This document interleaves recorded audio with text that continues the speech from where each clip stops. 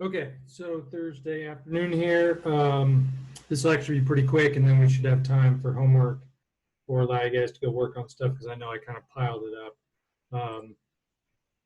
So we're just going to fly through this part.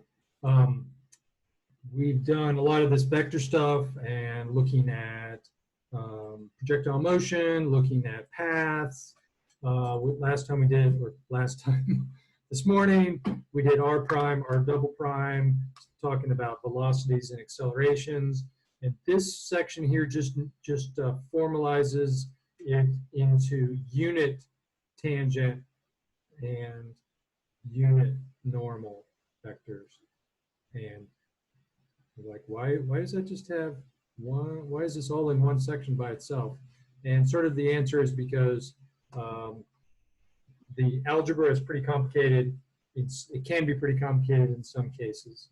So the idea is fairly simple. If you understand what this morning was, you have some path that your object is moving, and if you pick a specific point, so maybe it's moving along sort of this way, then when you get to this point, the object will have a velocity. And so again, we use r of t with the vector for the curve.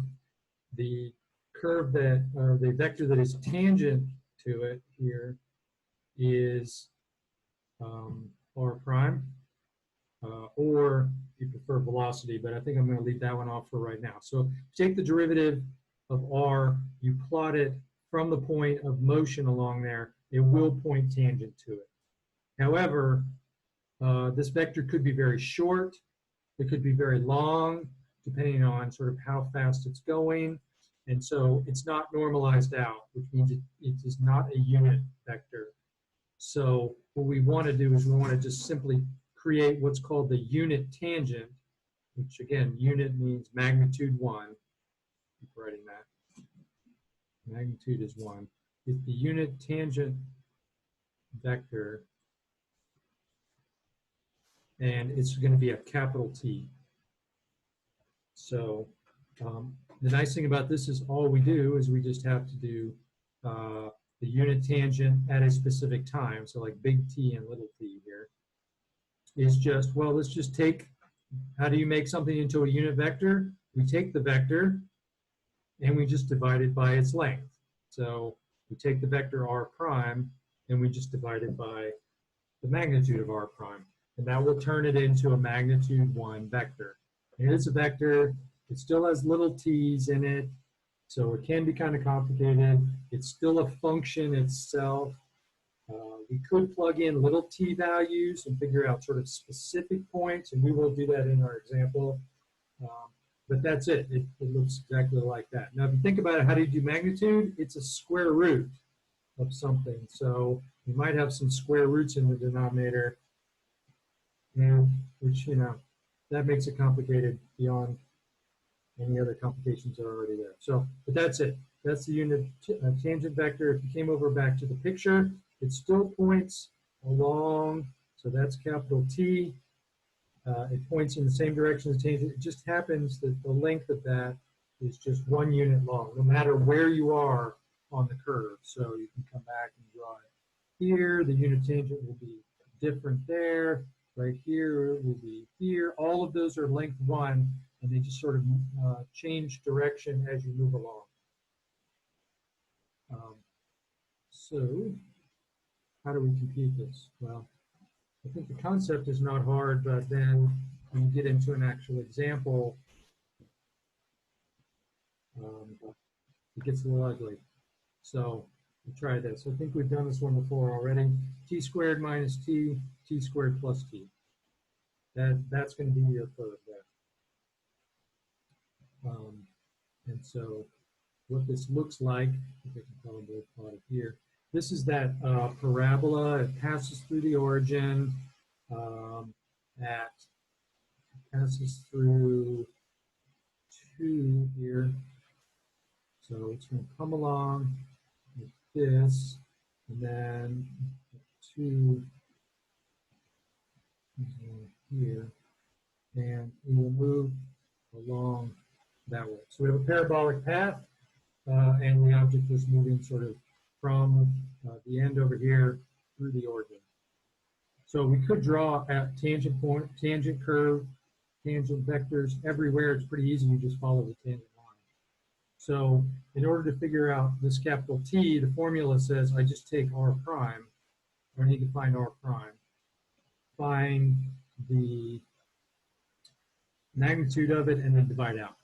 So how bad could that possibly be? So r prime, we take the derivative of each piece. So it's the nice thing about vectors is you just take the derivative of the first part in the first component, 2t minus 1, and 2t plus 1 in the second component, and boom, you don't have to do anything fancy for that derivative. For the magnitude of that, we're going to divide out by, well, how do you do that? It's just the usual square root of squaring both of those two things together. So 2t minus 1 squared and 2t plus 1 squared. And then you take the square root. And that will be the magnitude. And let's see if we clean this up a little bit. We'll get square root of 4t squared. Just multiply both of these squares out. 4t squared, you'll have minus 4t plus 1. That's the first one. Then the second one is 4t squared plus 4t plus 1. So our 4t's there. One's plus, one's minus. So we end up getting the square root. And we have 8t squared, and we have 2. Okay. So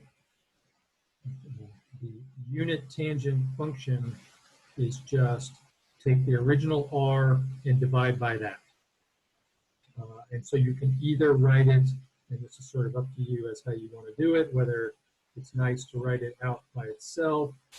So you put it as a 1 over as a division, 2t plus 1, 2t minus 1, 2t plus 1, or you can always just pull anything, any constants on the inside, even if they're functions of little t. So you could write it as 2t minus 1 over that square root of 8t squared plus 2. And the other one is 2t plus 1 over the square root of 8t squared. Same thing, 8t squared plus 2. Yeah. So that's our unit tangent vector. And just for a couple of examples here, let's say when little t is 0. So if little t is 0, where are we on the plot? Well, the vector position is just plug in 0 into the r. So we'll get 0, 0. So we're at the origin. So when t is 0, maybe up here in the picture, we're right there. The tangent vector, if you just drew it without knowing anything and just said, if I just gave you the curve and said draw the tangent vector, you should be able to draw something that does point tangent to it. And so that should be capital T at 0. Without even knowing what it is, you should be able to draw it just by using the fact it's tangent. But you can compute it. What is big T at 0? And so you just come down to your equation down below, and you just plug in 0. And if you plug in 0 everywhere, you'll have minus 1 and 1 on the tops, and the bottoms will be the square root of 2. So it'll be 1 over square root of 2 and negative 1 over square root of 2. Or no, sorry, the other way around. Minus on the first one and plus on the second. Yeah, don't get the minuses screwed up. And you can see that that picture looks like that. You go back for x and up for y. So you go back for x and up for y. And the length is 1, because how do you do the length? You square this one, and you get a half. You square the next one, you get a half. Add them together, and you get 1. So it is the unit vector that points that direction. Maybe one more. When t is, say, 1, little t is 1. Let's just do this one more example here. where am I on the plot, you substitute that into the original function, the original vector value function. You plug in 1, we'll get 1 minus 1, so 0, and 1 plus 1 is 2. So we are sitting at the point 0, 2, or the vector 0, 2. So we're sitting right there, and t is 1. So we would totally expect to draw our tangent vector along that. That would be capital T at 1. So if we, and again, that's supposed to be 1 unit long, and the scaling's off, but I don't want to draw it too small so you can't see it. And then we can just compute it by plugging in 1 on this equation here. So let's go ahead and do that. And that'll complete at least the unit vector. So what happens when we stick in 1, we will get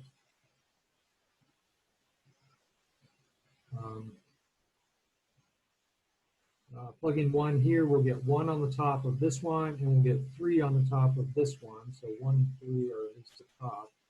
What do you get on the bottom when you stick in 1? Well, it'll be 8 plus 2, so it'll go square root 10.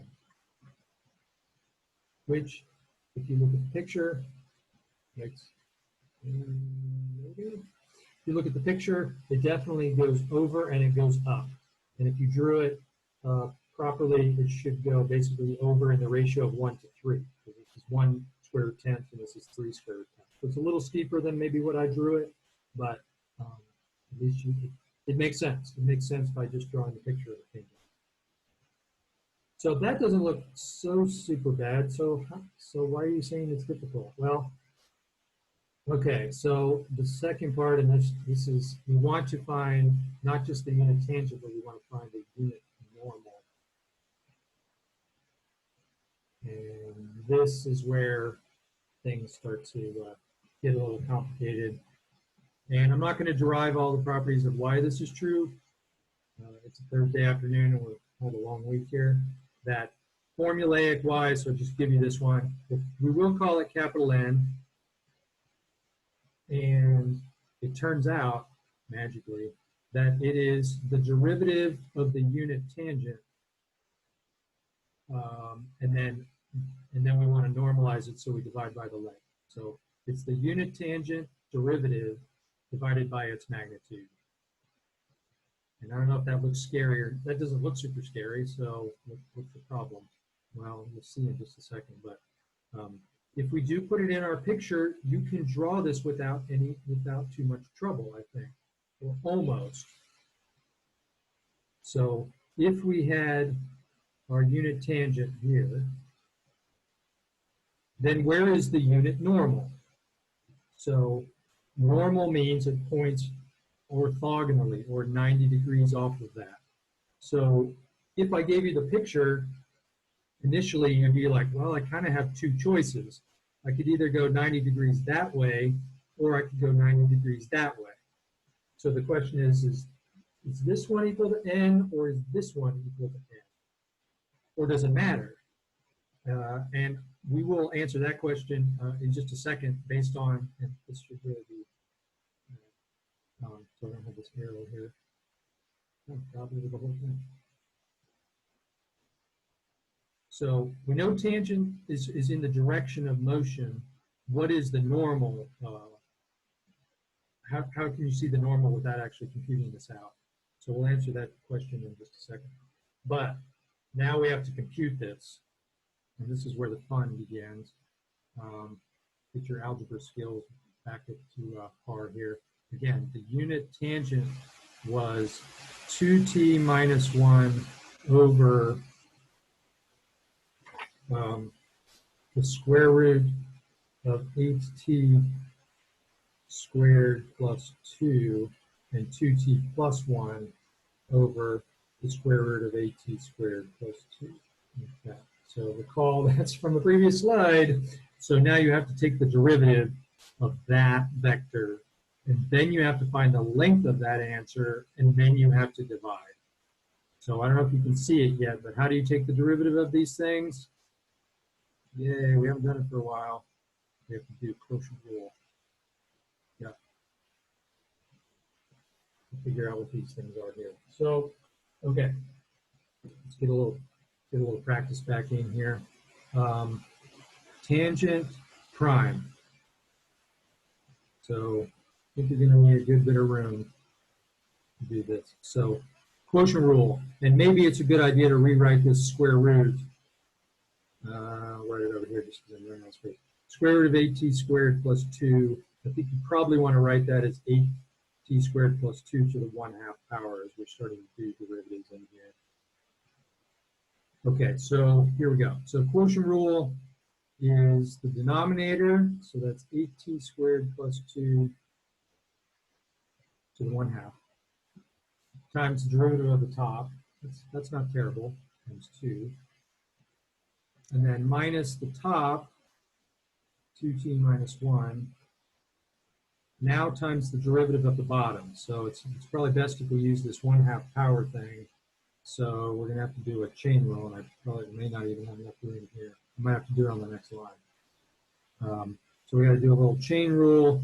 We get 1/2 8t squared plus 2 to the negative 1/2 times the derivative of the inside, the 8t squared plus 2, that's 16t. And then that whole thing is divided by the bottom square. Well, at least that's not too bad. I just get 8t squared plus 2 because it's the square root of a square root. And I think I am going to go ahead and just get rid of this and put it on the next line. So that's the first one. The second one is really basically the same, except instead this plus becomes a minus. This minus becomes a plus, vice versa. So do the quotient rule again. It's the bottom 8t squared to the 1/2 times 2 minus the top, and now here's that difference, is this is 2t plus 1. And then we have the exact same deal. And hopefully I can good. 1/2 8t squared plus 2 to the negative 1/2 times 16t. Keep moving the picture around here. All over 8t squared plus 2. And that's the second component of the vector. And that what we're going to have to do is we're going to have to take the length of that mess and divide out. So hopefully this gets better as we do some algebra in here. And I don't know if you're up for it. Maybe I'll just say, you know, I'll leave all of the details to you to just take this thing and simplify. And it's a mess because you have this negative power, so that's like a square root on the bottom. This is a square root, but at least they're all 8t squared plus 2, and that's 8t squared plus 2. So maybe we can either factor or get a common denominator or combine them in some way, and that's exactly what happens. All this mess condenses down to just this. It's 8t plus 4 over 8t squared plus 2 to the 3/2 power on the first one.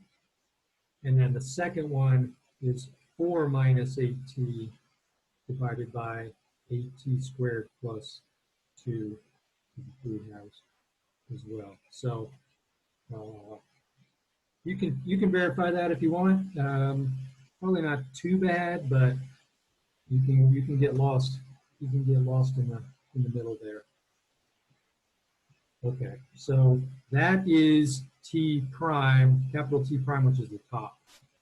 Now we have to find the length of that guy, and then we have to divide. So I'm going to go ahead and do that just for completion's sake.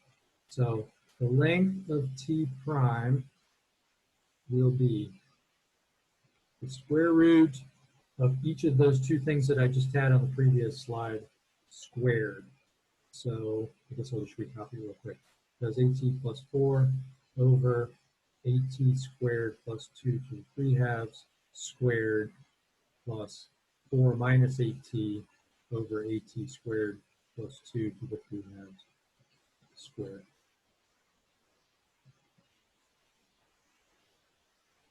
So what do we get here?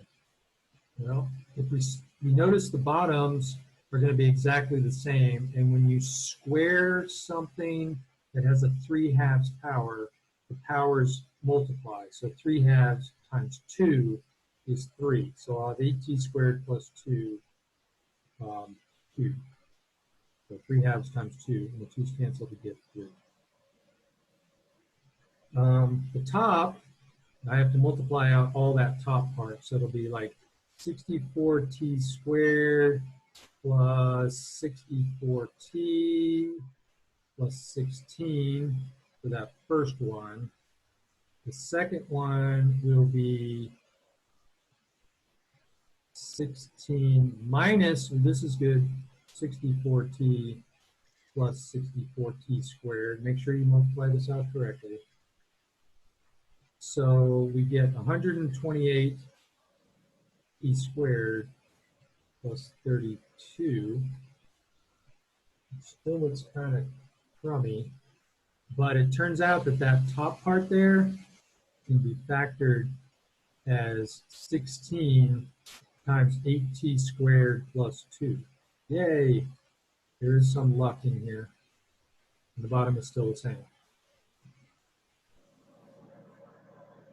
So you cancel one of these to be left with 16 on the top and 8t squared plus 2 squared on the bottom. So one of these, this is to the 1 power, that's to the 3 power. You cancel one of them and you get this. And now, thank goodness we get down here. Just take the square root of the top, is 4. Take the square root of the bottom, and you get 8t squared plus 2. So that's the length of t, prime. Good. And then now what are you supposed to do with that? You're supposed to take the original t that I had and divide it by the thing that I just found on the next page. So that t divided by that. So let me just recapture all of that in the next step. So that means that n, the normal vector that is unit, so length 1, will be, I have to do, let's write it like this, I guess. 8t plus 1 over this over 8t squared plus 2 to the 3/2. So that's plus 4. And then this one's 4 minus 8t all over 8t squared plus 2 to the 3/2. And then I want to divide all of that by 4 over 8t squared plus 2. And it does look, I don't know if that looks bad or not, but because there's a lot that can be I can take this, I can flip, and I can multiply both components.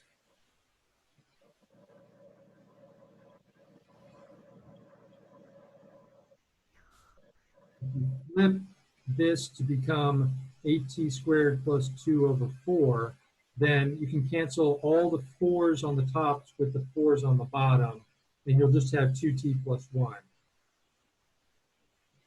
Same thing on this one, you'll have 1 minus 2t, and so that's what happens when you cancel the 4's out. Now what happens when you cancel the rest? I've got 8t squared plus 2, and the bottom is 8t squared plus 2 to the 3/2. So this is like to the 1, and this is to the 1.5. So if I canceled on all of those, I would just be left with the square root of 8t squared plus 2. That is the unit normal formula. Ugly.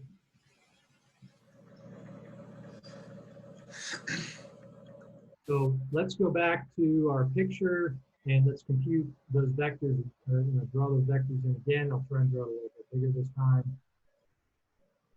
So this one is coming up, coming this way, coming in.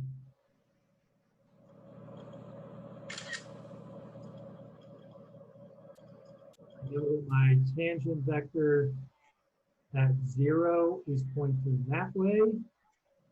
I know that my tangent vector at 1, and I'm drawing them extra long. They're not really this long, but tangent vector 1. And now that was the C, rewriting it. T of 0 was negative 1 over square root 2, 1 over square root 2. Tangent at 1 was 1 over square root 10, 3 over square root 10. And we know that the normal points orthogonally. This is the final catch. If you've been sort of like drowsing off on these, is which of these two, like does the normal go out perpendicularly or does it go to the right perpendicularly? Same thing on this one here. So we can calculate those two things.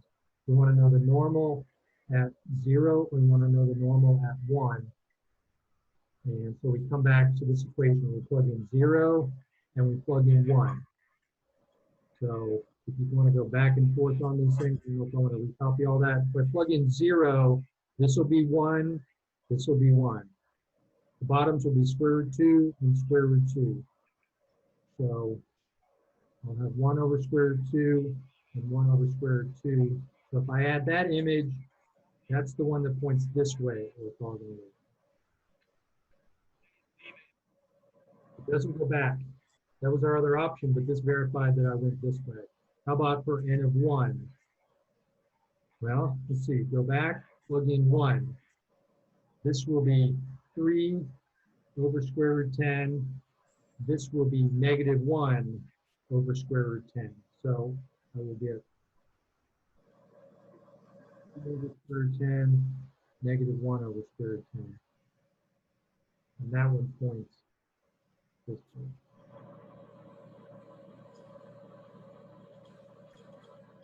Doesn't quite look perpendicular, but I drew the little box, so that counts. So they do part perpendicular. Here's like the sort of shortcut giveaway on all of this, or at least what it does is it tells you that the unit normal tells the direction.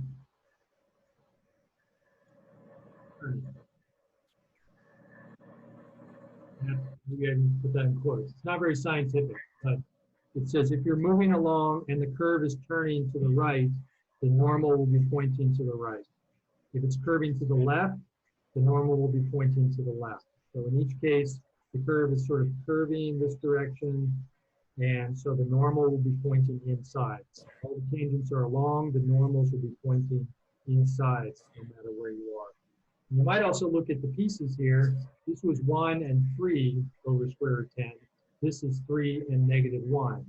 And I don't know if you remember back before, to find any vector that's perpendicular in 2 dimensions, you just switch these two numbers and put a negative inside of the correct one. Now that I made you go through all that mess, you could have just done it from the very beginning, at least in 2D. You didn't have to go through all that junk. These were the only 2 things you wanted. But we have it in general. So at least at the beginning, we probably could have drawn this thing. So that's a good chunk of it right there. The final piece, and then I'll let you guys go work on stuff, is that it turns out that if you do R, and then you take the derivative to get to R prime, and then you take the derivative to get to R double prime, and this is acceleration, and everything has a. It turns out that the acceleration vector is always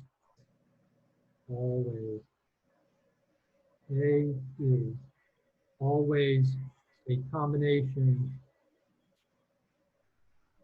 of the unit tangent and the unit normal. Which is another way of saying it always lies in the plane that corresponds to the tangent and the normal. There's no like up. There's no cross product of these things away to get A. So this is one of these things that I'll tell you now, it's kind of goes over your head, and then you look back and go, oh, that's actually pretty useful in the end. I don't have to worry about like a third component of acceleration. It's only corresponding to these two. And when I say it's a combination, that means that the acceleration vector is, and they write it like this, it's like some multiple called a sub t of the unit tangent plus some number a sub n times the unit normal. So those two things right there are just scalars. Let's go through the theory on why this is the case. I'm not going to. This is just sort of formula afternoon. It turns out that, in fact, these numbers, so the scalar that's in front of the tangent can be found in one of two ways, whichever is sort of easiest.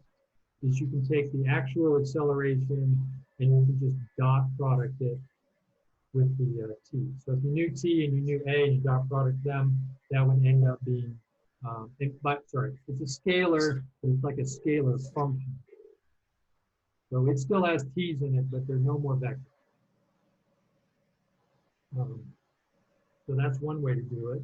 Or it turns out it may be useful to know that this is just exactly the derivative of the speed, which is maybe not too surprising, but it's the derivative of the speed. And again, that's going to have t's in it. So one of those two formulas sort of depends on the context as to which one you might want. And we'll do one, and then maybe in the homework there's another one. The formula for the number that goes with capital N is, there's actually lots of ways to do this. One is, looks very similar, is you can just take the dot product with the acceleration vector, the dot product and the normal, to get that, which means you already have to know what N is, which was a really long process to begin with. So then maybe there's some shortcuts to this, and in fact there are, because there's a nice relationship between all of these. P and N and A sub T and A sub N is, if you know A sub T, then you can get A sub N very quickly by this formula. And I think that's probably the one we're going to use in our example. Is you just take the magnitude of the acceleration squared minus the A sub T squared that you just found in the previous step. And that's usually easier to find than the original. This is more like the theory, and this is more like the practice. And if you don't want that, I'm just going to go ahead and write the other two, and you can see them in the book, but there's actually 4 different ways to do this. Some are easier than others. In fact, this third one will be really nice in the next section, where you take AT, cross it with VT, find that length, and then divide by the length of V.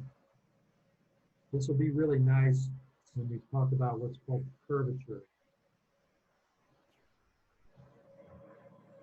And the final one, it turns out that it's just, and this is not always practical, but I'll list it, it's the length of V times the length of capital T prime. So all these things are just algebra. You can verify that they're all exactly the same thing. It's a long process to do it. But I'm going to use, which one am I going to use in here?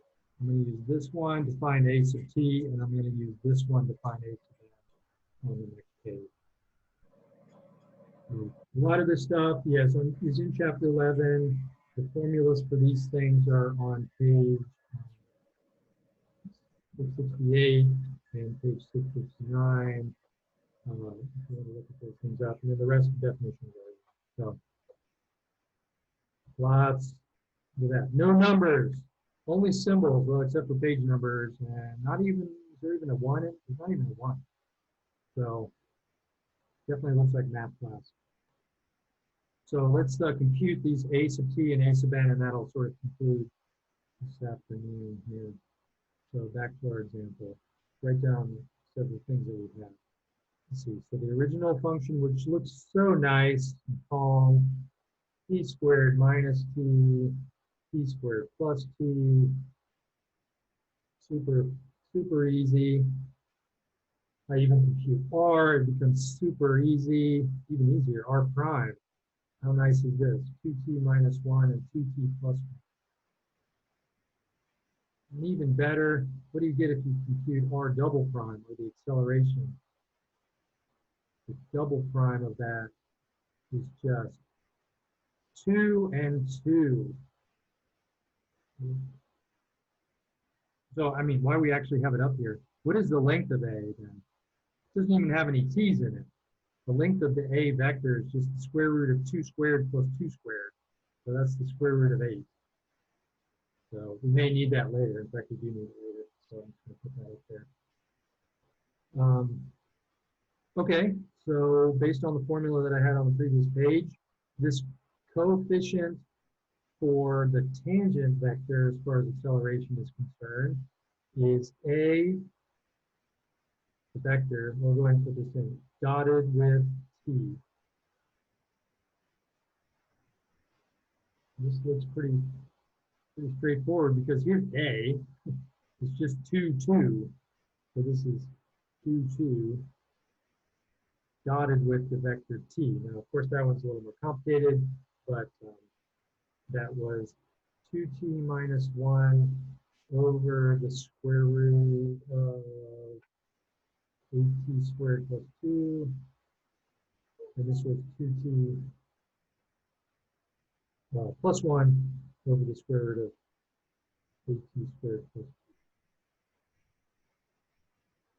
So if I dot those two things together, all that means is multiply the first two components together, multiply the second two components together, and then add. So I'll get 4t minus 2 over the square root of 8t squared plus 2. So that's multiplying, just multiply the 2 in on the top. And then the other one, multiply the 2 in on the top, and I get 4t plus 2 over the square root of 8t squared plus 2. And I can combine those simply to just get 8t over the square root of 8t squared plus 2.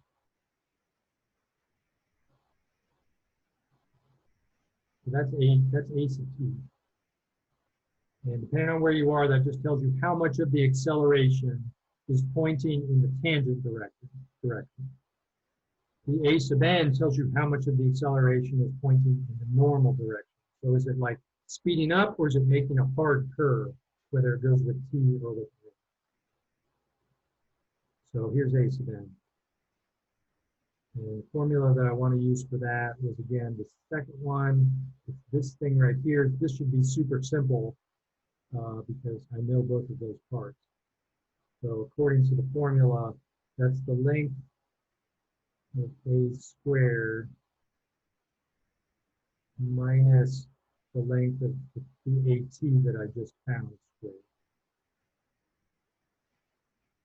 So let's plug that, all that stuff in. The length of A is square root 8. So when I square that, I get 8. When I square this, I get 64t squared over 8t squared plus 2, and it's subtracted. Square the A length, square the AT that I just found, and I get this.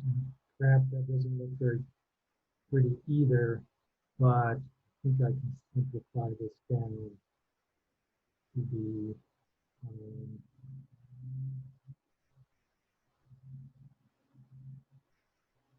let's simplify this down too. So top is, let's see, get a common denominator here. So I got to multiply this by 8t squared over 2 times 8t squared over 2, so that I can get a common denominator of 8t squared over 2. And if I do that, I'll have 8 times 8t, so if I distribute this out, that'll be 64t squared plus 16. That's when I get a common denominator, and then minus 64t squared. So I think I can probably just stick it in here. 64t squared cancel. And then we take the square root of the top, which is 4, and we take the square root of the bottom, which is 8t squared plus 2. And that will be a sub n. So that is how much of the acceleration is going in the direction of the normal, how much is going into the tangent. So if we just look at one example, one little t here, at t equals 0 in our picture, this is down here at the vertex of our parabola. Our t is going this way, before he said, the n is going this way. So how much of the acceleration is going in the t direction, and how much acceleration is going in the n direction?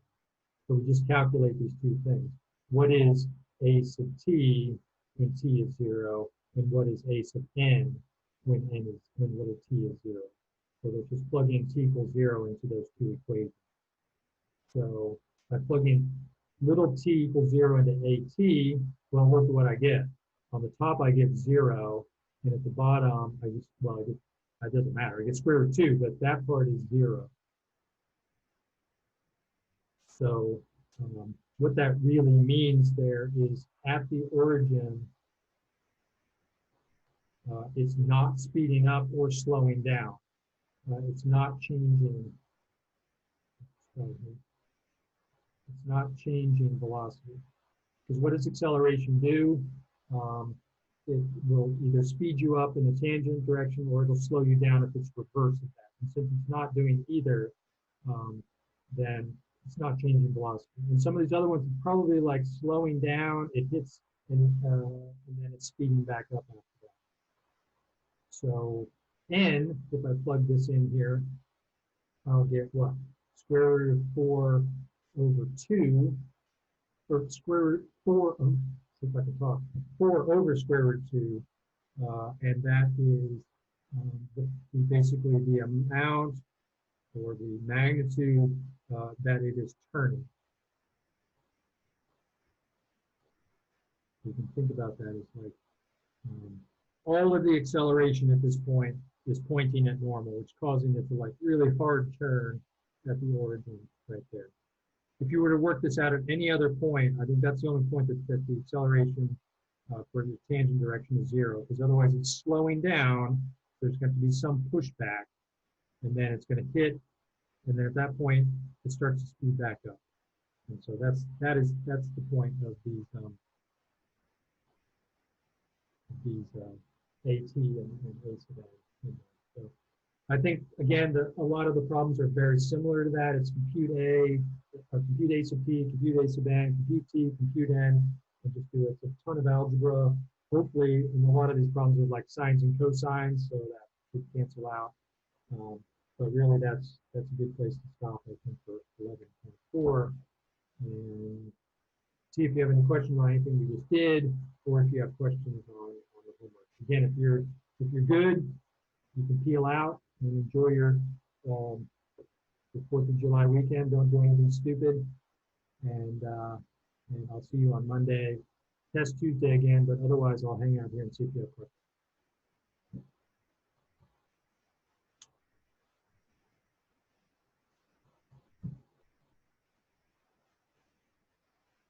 Not really good.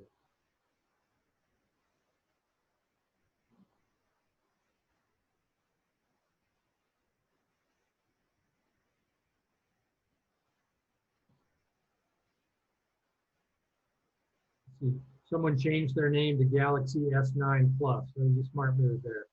Who is that?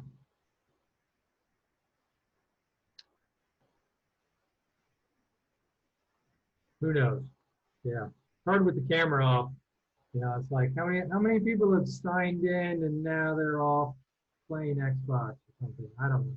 I can't control that. So if you don't want to hang out with me, and you can do this on your own, fair dues. Fair dues. But I have Eric and Ben and Grace holding strong, maybe. At least I know Grace is there, and Eric and Ben are hiding. You guys got any questions? Yay! He's even got his book open.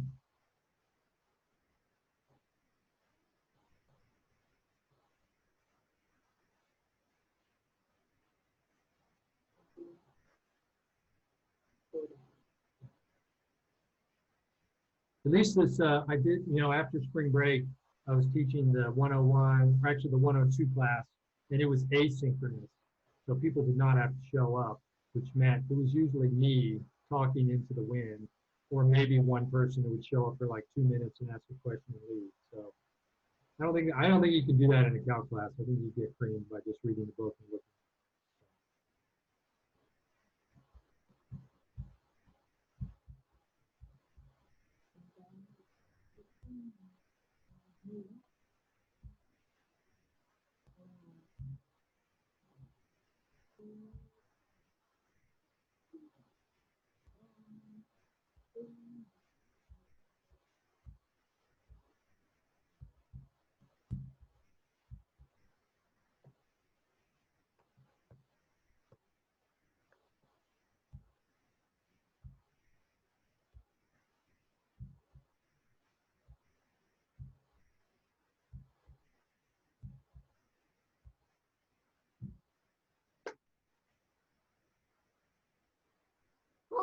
think at least I'll stop recording here. So.